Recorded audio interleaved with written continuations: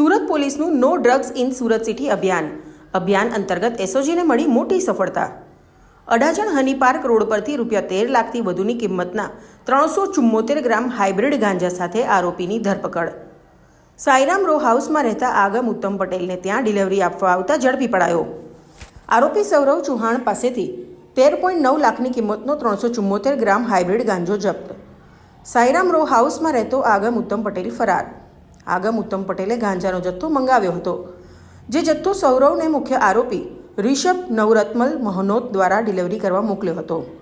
Rishabh મહનોતે ગાંજાની delivery માટે સૌરવને કામે રાખ્યો હતો, જે રિષભના ત્યાં જ રહેતો અને ગાંજાની ડિલિવરી કરતો. ઝડપાયેલા આરોપી સૌરવ કાપડના વ્યવસાય સાથે પણ સંકળાયેલ, જ્યારે રિષભ પણ શાહી પરિવારનો નબીરો. રિષભ હાઇબ્રિડ ગાંજાનો જથ્થો થાઇલેન્ડથી મંગાવતો, જે હાઇબ્રિડ ગાંજો પાર્સલ મારફતે મંગાવવામાં આવતો. હાઇબ્રિડ ગાંજો શહેરની શાળા કોલેજના ટીનેજર્સને વેચાણ કરવામાં આવતો. એસઓજીની તપાસમાં થયો ખુલાસો. આરોપી સૌરવના મોબાઈલમાંથી મોબાઈલ નંબર સહિત નામ સાથેની લિસ્ટ એસઓજીને મળી આવી, જે લિસ્ટના આધારે એસઓજીએ તપાસ હાથ ધરી. એસઓજીએ હાઇબ્રિડ ગાંજો, મોબાઈલ, વજનકાંટો સહિત 14.14 લાખનો મુદ્દામાલ કબજે કરી 2 શખ્સોને વોન્ટેડ જાહેર કર્યા. એસઓજીની તપાસમાં થાઇલેન્ડથી ચાલતા હાઇબ્રિડ ગાંજાના નેટવર્કમાં મોટા ખુલાસા થવાની શક્યતા. સુરત સિટીની અંદર no drugs in Surat city એ અભિયાનના અંતર્ગત મહેરબાન પોલીસ કમિશનર શ્રી અનુપમસિંહ ગેહલોત સાહેબ દ્વારા એક ચોક્કસ ડ્રાઈવની આયોજન કરવામાં આવ્યું છે. એના અનુસંધાને જુદા જુદા વિસ્તારની અંદર પૂરા સુરત સિટીને નો ડ્રગ્સ બનાવવા માટે અલગ અલગ ટીમો બનાવી છે. એના ભાગરૂપે ગઈકાલે અડાજણના હની પાર્કની બાજુમાં એક સાઈરામ રો હાઉસ છે, ત્યાં એક અમારી જોડે એક ચોક્કસ એવી બાતમી હતી કે આગમ ઉત્તમભાઈ મહેતા એના ઘરે એક છોકરો છે સૌરવ ચૌહાણ કરીને, એ હાઇબ્રિડ ગાંજો આપવા આવવાનો છે. એ અનુસંધાને પીએસઆઈ હડિયા અને એના ટીમ દ્વારા એને આંતરી અને ચેક કર્યો હતો, તો એના અંદરથી 374 ગ્રામ જેટલો હાઇબ્રિડ ગાંજો મળી આવ્યો છે. ગાંજાની કિંમત ₹13,09,000 જેટલી મત્તાનો છે. એના સિવાય એની જોડેથી એક એક્ટિવા, વજન કાંટો, પછી જે એની અંદર પેકિંગ કરવા માટેની નાની નાની જે બેગ્સ આવે છે એ બેગ્સ પણ મળી આવી છે.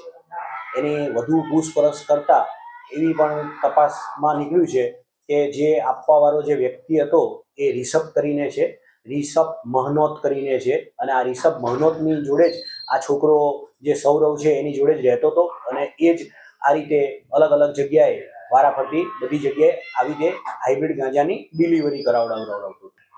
આ હાઇબ્રિડ ગાંજો જે રિષભ કરીને છે એના મોબાઈલ નંબરને અમે લીધું, અને આ જે સૌરવ કરીને જે છોકરો જે હાલ અમે પકડેલ છે એના મોબાઈલની અંદરથી અમે તપાસતા ખબર પડી છે કે આ VPN નંબર થાઇલેન્ડના વાપરે છે, અને આ જે પણ કંઈ ગાંજો કે હાઇબ્રિડ ગાંજો છે એ થાઇલેન્ડથી મંગાવતા હતા, અને અહીંયા અલગ અલગ જગ્યાએ સ્કૂલના કે કોલેજના એવા છોકરાઓને આપતા હોય એવી માહિતી અત્યારે હાલ તપાસમાં મળી છે. જે અત્યારે આ સૌરવ કરીને જે છોકરો પકડ્યો છે પોલીસની જોડે જે છે એની ઉંમર 27 વર્ષની છે, અને જે આગમ જે મંગાવ્યો હતો આગમ ઉત્તમભાઈ મહેતા જે હરી પાર્કની બાજુમાં રો હાઉસમાં રહે છે એની ઉંમર 24 વર્ષની છે.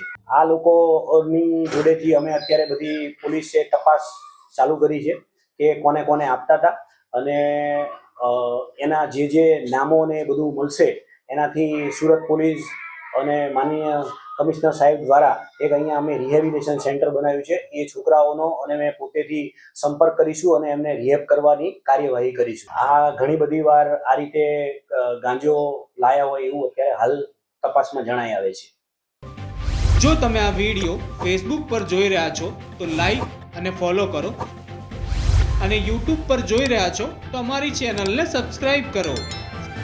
7 આઝાદી સમાચારોની.